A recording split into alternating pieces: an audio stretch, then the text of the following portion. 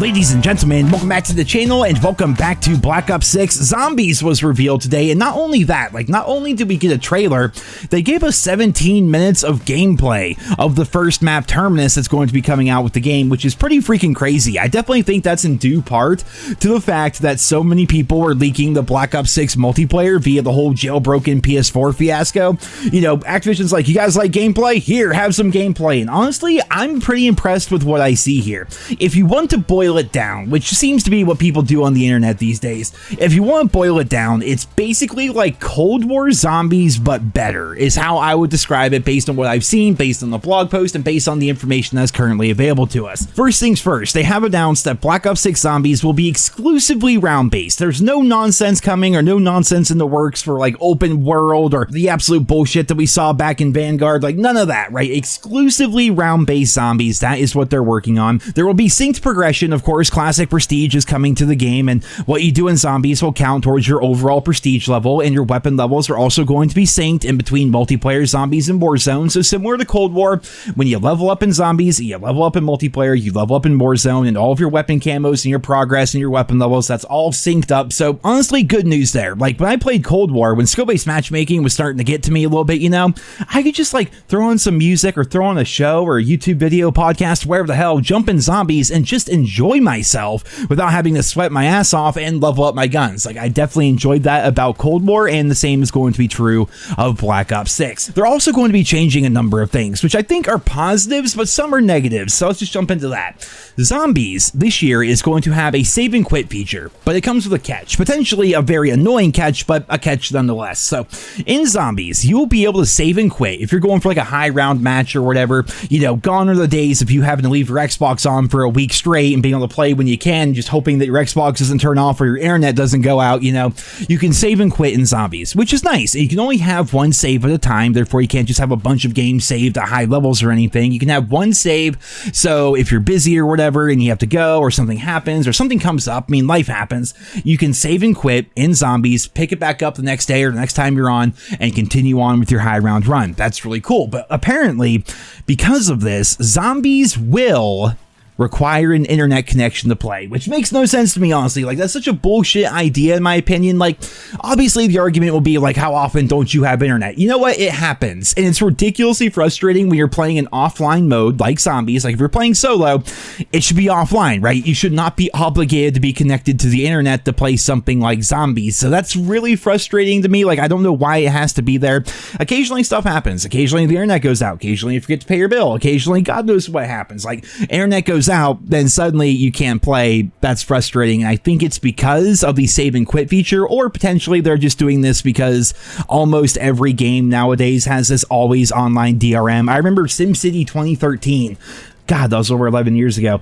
Back when that game came out, there's like such a controversy. Like, it's SimCity. Why do we have to have an internet connection to play SimCity? You know, it's like a whole fiasco. And the same is true now in 2024 with Zombies and Black Ops 6. So I love the save to quit feature. That's a really awesome addition, but requiring an internet connection is something that doesn't really make a ton of sense to me.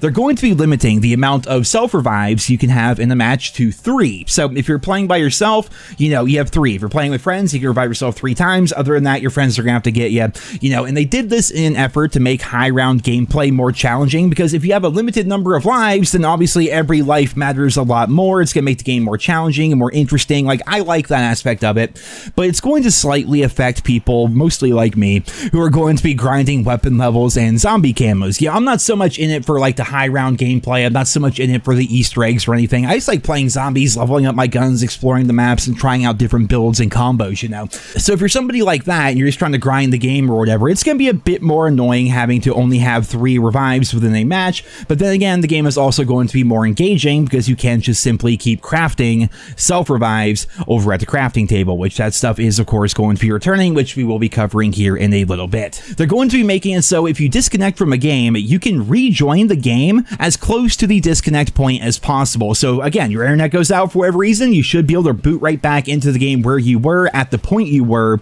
when the internet went out, which is pretty cool.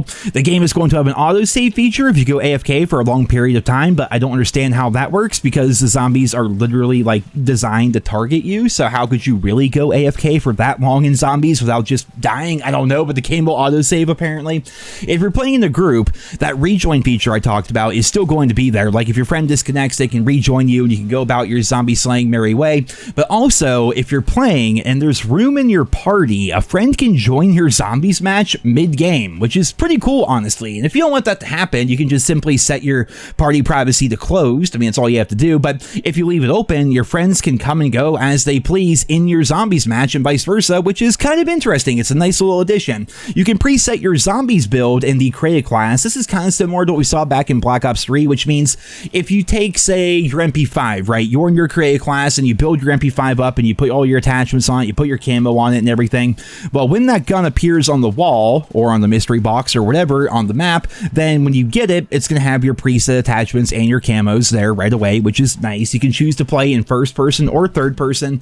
And then, like I said earlier, like zombies in general is going to be a lot like Cold War. Perks are going to have augments, which is kind of similar to how you leveled them up back in Cold War, but a little bit different. Loadouts are back. There will be proper stat tracking. The arsenal machines, the crafting tables, and the salvage are back, which means that the weapon rarity system is here once again, and the armor system is here once again. There will be gobble gums. There's going to be zombie field upgrades. There's going to be one called the mutant injection, where you take it and it turns you into a mangler, complete with armor for a short period of time. Like, it all sounds pretty good, honestly. Like, the first map that they're releasing is what we're seeing right here, and then they're starting to tease the second map, which is going to be called Liberty Falls, which I'm gonna say, I mean, going from, like, rainy prison island in the middle of the ocean, like really spooky, really dark, you know, to a, you know, small town in West Virginia is going to be kind of a juxtaposition, but having that variety there is awesome, if you ask me. The second map is also going to be there at launch, I believe, and they're going to be revealing more about it at Call of Duty Next on August 28th. So